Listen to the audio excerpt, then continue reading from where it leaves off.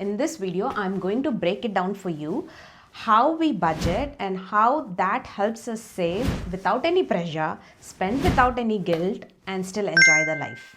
Let's dive in.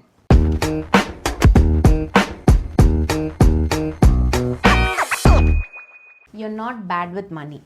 You're just using a budgeting system that doesn't stick. We don't budget on spreadsheets. We don't use cash envelopes or allocate certain money for certain things every month. We don't even sit down on a payday and talk about how much we want to spend each month. Instead, we follow a 3-bucket budgeting framework that has worked for us. This system sometimes lets you spend more or sometimes you save more than expected, but overall it works. In this video, I'm going to break it down for you how we budget and how that helps us save without any pressure, spend without any guilt, and still enjoy the life. Let's dive in. Why most budgets don't stick. A lot of you could already be budgeting either in your bank app or spreadsheets or in a different app. If this process feels messy, unclear, or it's hard to stick to, then that means that your current budgeting system is not matching your lifestyle. Most budgeting apps or most budgeting advice is around us sitting on a payday and allocating amounts to 20 different categories. That is not wrong, but a lot of the times it's hard to put into practice. At least it was for us. We found a simpler system where it provided a bit more flexibility, and once we started implementing that system, budgeting didn't feel like a chore anymore. It just started working. Mindset shift. It's not about cutting it, it's about clarity. There is only so much you can cut, but there is so much potential to earn more. That said, earning more helps only if you know where your money is going. Saving is important, but saving blindly without understanding your habits usually don't last. Budgeting isn't saying no to everything, but it is knowing what you are saying yes to and how often. This mindset shift helps us keep more of what we earn without treating money as a constant stress. Our 3-bucket budgeting system. We started following this system from March or April 2022 and it works for us. It doesn't involve any spreadsheets or any hard rules. So from 2022 until now, which is around mid-2025, we have had 2 big life events, which is our wedding in 2023 and the construction of this house. We moved into this house in 2024. So this system helped us navigate life's 2 big events. We were able to save enough and still enjoy life in these years. Now we are at a point where we are not saving for anything as big as like a wedding or a house. It's more about just making conscious investments and just having a bit more funds in our emergency fund. So all I'm trying to say is this system has worked in different parts of our life and it is still continuing to work where we are now. Right, we track all our expenses using an app. The app is called Frollo. It connects all the bank accounts. I'm sure there are similar apps in different countries. The one that we use is Frollo, and we don't look at the app every single day. It's just a mental map of where we are spending and what's going on. I might be looking at it like once a week or just like any other app that I browse. I'm also browsing through this app and that's about it. This gives us a good mental picture of where we are at. I discuss about this with Karthik every couple of times a month. Every expense that we make falls into one of these 3 buckets. The buckets are living, lifestyle, savings. This works for us. You may want to have 4 or 5 buckets. I don't know. So we don't have separate money, like we don't have separate bank accounts where Karthik spends his own thing and I do my own thing. It's everything comes out of one account for us and this system works for us.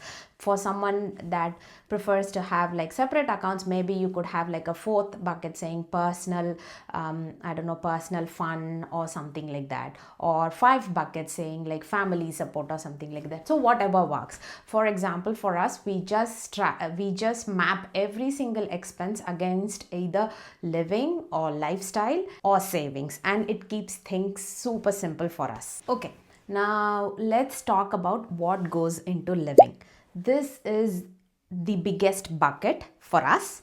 Everything that is super essential goes into living. For example, our mortgage, our insurances, anything health related, all our utilities like your power, gas, hot water, all the sorts.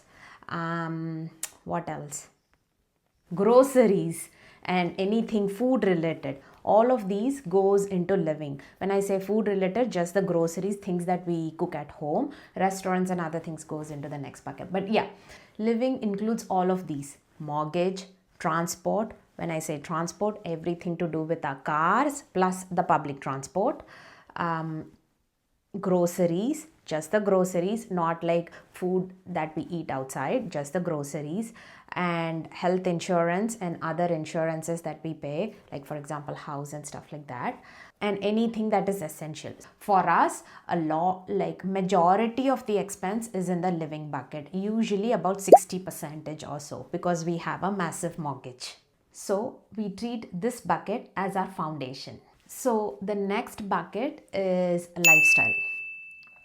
So in this bucket, everything related to eating out, subscriptions, clothing, shoes, shopping, skincare, hair, beauty, gym memberships, all of this fall into a lifestyle bucket.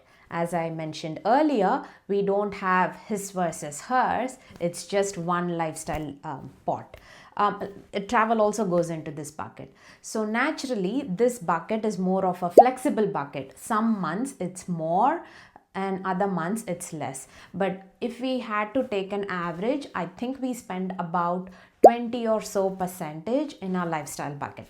We have learned that setting this bucket has made us more intentional, not less. Just to reiterate, we spend about 20% in this. The next bucket is savings and investments. This is where the future lives, right? All our savings, our investments, our super top-ups, emergency fund, all of this falls into this bucket. Some months we are able to save a lot. Some other months life takes on and there's nothing we save. And that's fine. This system gives us the flexibility to adapt without guilt or shame. So the remainder of the 20% goes into savings or investments, out of which, because we are trying to build a good emergency fund, we have about 10% of it in the emergency fund and the 10% of it goes into investments. So just to recap, we follow a 3-bucket budgeting system: living, lifestyle and savings. About 60 or so percent of our income goes into living expenses. These are our absolute essentials. 20% goes into lifestyle, things we can live without, and then about 20% goes into savings and investments.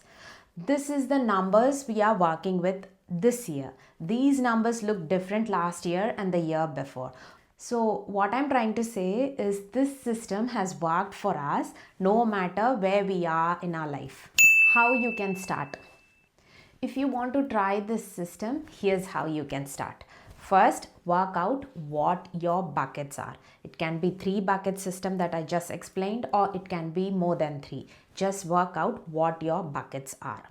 Pull out transactions of all your spend. It could be different bank accounts, credit cards, your lay-by cards, just all sorts. Pull out transactions for each of these different accounts that you have got and start. So the third activity is start tracking these transactions against one of the buckets. So step 1 was to identify your buckets. Second was pull out transactions from all different accounts you've got. Third one is start mapping these transactions against the buckets. Fourth one is set soft targets for each of these buckets. Fifth one is just track them every once a week or once a month or whatever aligns with your way of living. It's a 5-step system. Work out what your buckets are, pull out all the transactions, Map your transactions against your buckets. Set soft targets as a start because we have not done this at all and we are just starting out. So set some soft targets. Don't be too hard on yourself. Fifth, track, learn and relearn and improve. If this is all still overwhelming for you, stick to 3 bucket system that I told you. Just save 10 or 20% of your money and then rotate the remainder 80% or so between living and lifestyle. This is as simple as it can get. It need not be that hard. You don't have to track every coffee. You just need a clear sense of direction. Alright, so this is the system we use. It's simple, flexible and built around the life we live. It's not perfect, but it has helped us stay focused, intentional without turning money into stress. Because at the end of the day, money is just a tool.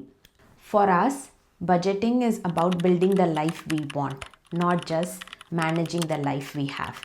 The former, building the life we want, talks about the future. But the latter, managing the life we have, is still stuck in the present. With that, I'll see you in another one. Peace.